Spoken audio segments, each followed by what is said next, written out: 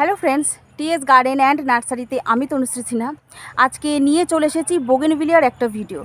আর আজকের ভিডিওটা একদমই অন্যরকম, কারণ নার্সারির যিনি ওনার মানে ইনি হচ্ছেন একদম চাষি। তো চাষির মুখ থেকে আমরা সরাসরি জেনে নেব বোগেনভিলিয়ার যত্ন কিভাবে করবেন, কিভাবে প্রচুর ফুল আনবেন। আর অনেক ধরনের এই নার্সারিতে গাছও রয়েছে, কিন্তু ওনার কাছ থেকে আমরা বোগেনভিলিয়া সম্পর্কে বেশ কিছু তথ্য জেনে নেব, যেটা আপনাদের ভীষণ ভালো লাগবে, খুব উপকার লাগবে। তো চলুন আজকে সরাসরি জেনে নিই আমরা চাষির মুখ থেকে যে বোগেনভিলিয়া গাছের কিভাবে যত্ন করবেন, কিভাবে পরিচর্যা করবেন, কি সার দেবেন। চলুন সরাসরি জেনে নিই ওনার কাছ থেকে। এই যে এত ধরনের বোগেনভিলিয়া আমরা দেখছি, এই বোগেনভিলিয়াগুলোর মানে কোন সময় ফুল বেশি আসে? বোগেনভিলিয়া অ্যাকচুয়ালি সময় হচ্ছে এই শীত থেকে শুরু হয়, মার্চ, এপ্রিল, মে, জুন, জুলাই মাসের পর থেকে একটু ফুল কমে যায়। কিন্তু এখন নিত্য নতুন অনেক ভ্যারাইটিস এসছে মার্কেটে, থাইল্যান্ড ভ্যারাইটিস, পুনা ভ্যারাইটিস, অনেক কিছুই এসেছে।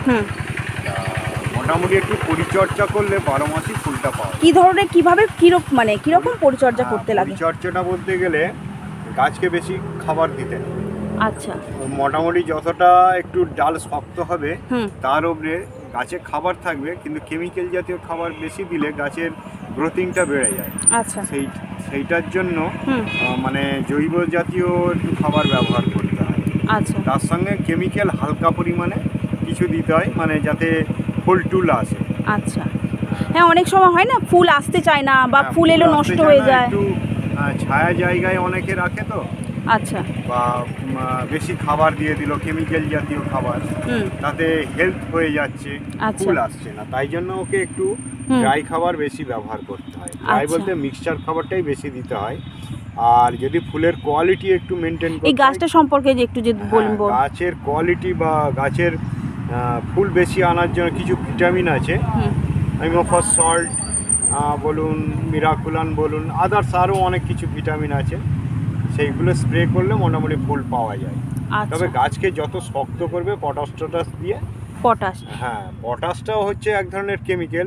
ওর থেকে মিক্সচার খাবারই সব থেকে মিক্সচার, মানে খোল, হাড়ের গুঁড়ো, তারপরে শিং, হড মিল, বাদাম খোল, এইগুলো ব্যবহার করলে গাছের হেলথও ভালো হয় আর ফুলের কোয়ালিটিটা একটু ডিপ কালারও এসে যায়।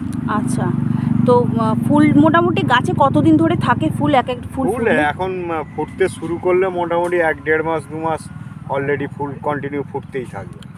মাঝে দিন 15-20 একটু স্টপ যায় সমস্ত গাছে। আচ্ছা, তবে এই বোগেনভিলিয়ার ক্ষেত্রে খুব একটা স্টপ হয় না।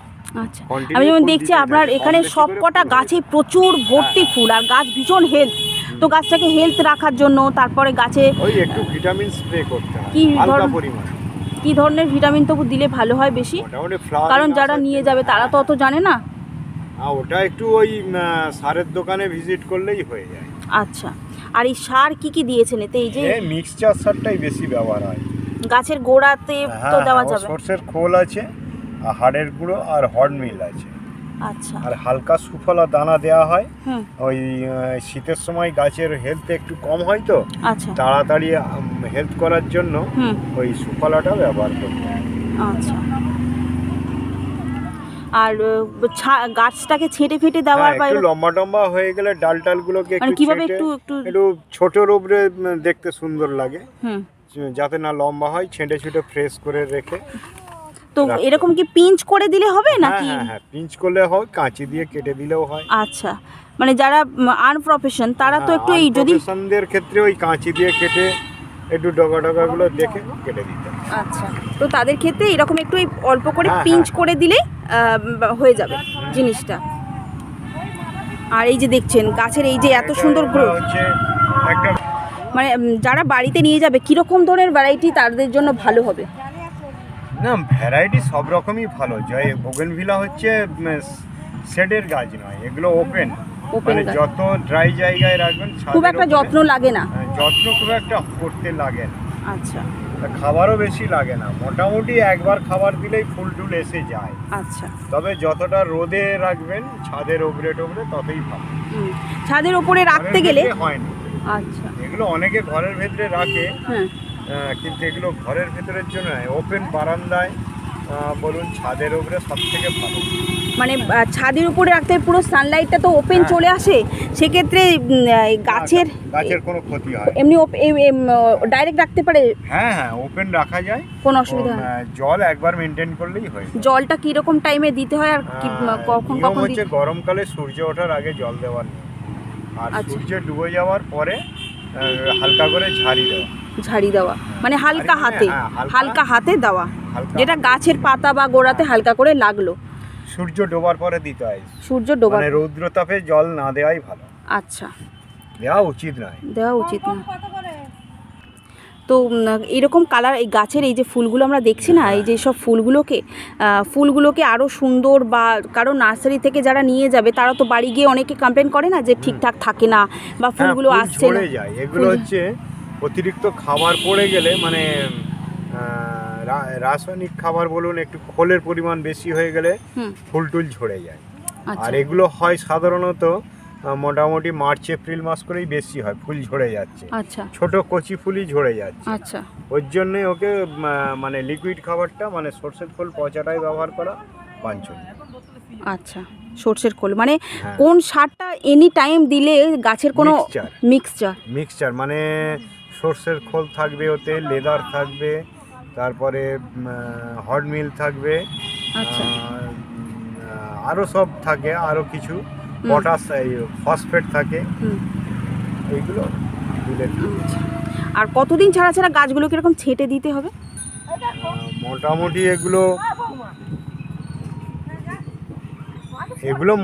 মোটামুটি মাসে নয় 6 মাস ছাড়া একটু কাটকুট করে দিতে হয়। ওই পিঞ্চ করে দিলেই হবে, অসুবিধা নেই, পিঞ্চ করে দিলেই হবে, তাহলে গাছের গ্রোথটা ভালো হবে, তাই না?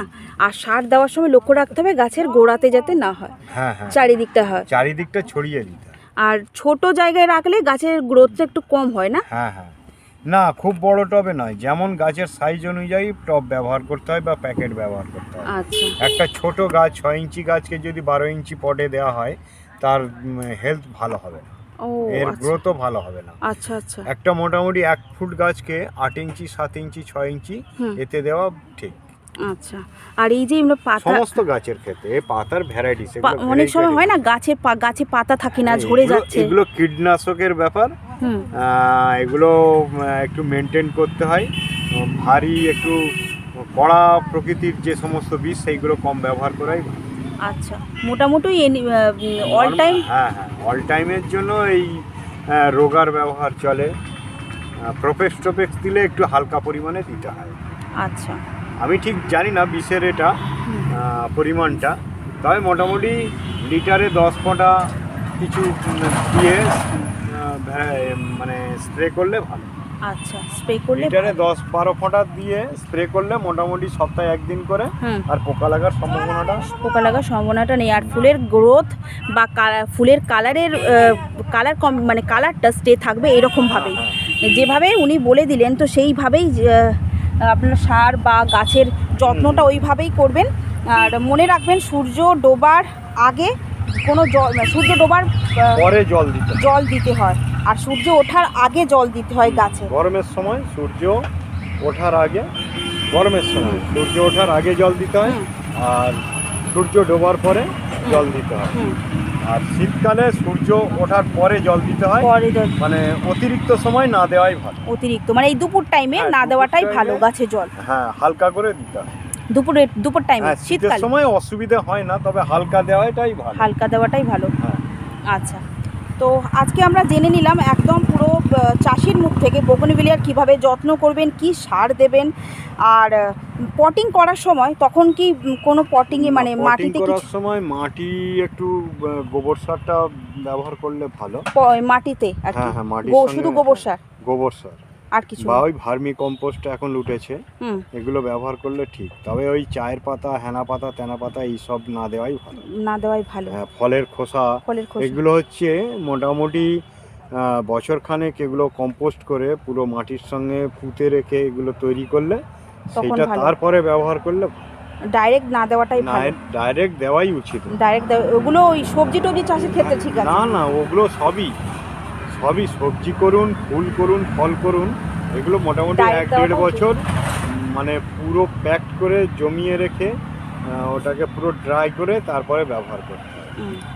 তো জেনে নিলেন সমস্ত ডিটেল আজকে আমি আপনাদেরকে শেয়ার করলাম বোগেনভিলিয়ার কিভাবে যত্ন করবেন। এছাড়াও অন্যান্য গাছও মানে এখানে অনেক ধরনের আমরা তো টু জেড ভ্যারাইটিস থাকে, এ টু জেড ভ্যারাইটি থাকে এই নার্সারিতে। তো সরাসরি আজকে চাষির মুখ থেকে আমরা বোগেনভিলিয়ার যত্ন সমস্ত টিপস আমরা কিন্তু আপনাদের সাথে শেয়ার করলাম।